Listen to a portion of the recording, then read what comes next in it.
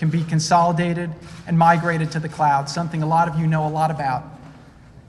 Many of our federal systems are decades old, with our 10 oldest being between 39 and 56 years old. The Department of Defense, for example, still uses 8-inch floppy disks on some of its legacy systems. The 1980 Paperwork Reduction Act, designed to make government more efficient, but also established before the government used computers, still has domain over every form published online.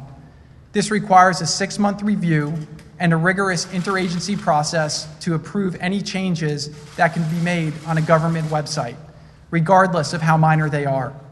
This traps thousands of processes and paperwork and prevents routine improvements, optimization, and often innovation. The VA has 532 forms on vets.gov, the majority of which are not accessible by modern browsers. Most services still use paper forms, including 90% of healthcare applications and 86% of claims. Our veterans deserve better, and that's what we are going to deliver.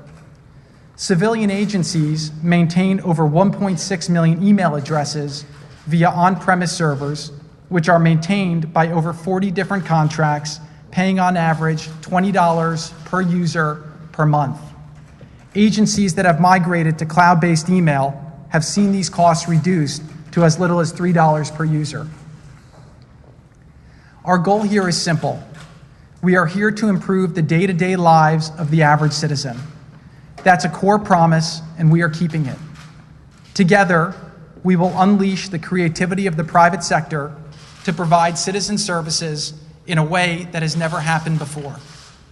We will foster a new set of startups focused on GovTech and be the global leader in the field, making government more transparent and responsive to citizens' needs.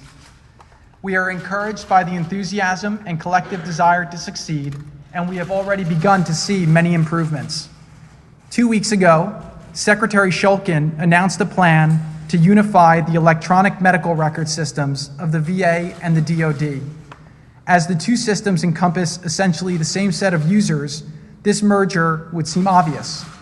However, this has been a major issue for veterans, and despite 16 years of failed efforts, the Trump administration got it done in less than 5 months.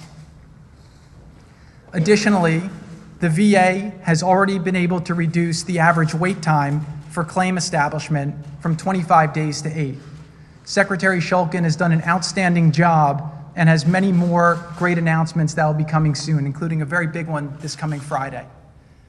OMB has eliminated more than 30 outdated and unnecessary technology policies, comprising of more than 850 discrete requirements of federal agencies.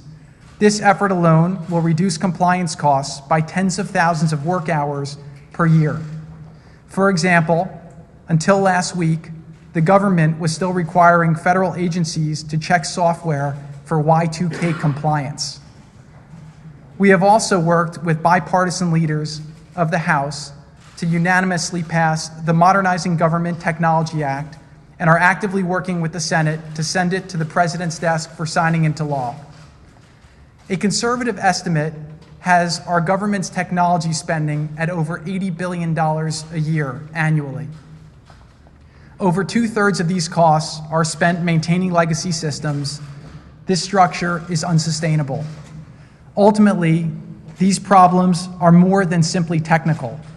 They are about veterans in need of care, students fulfilling their potential, and Americans pursuing their dreams.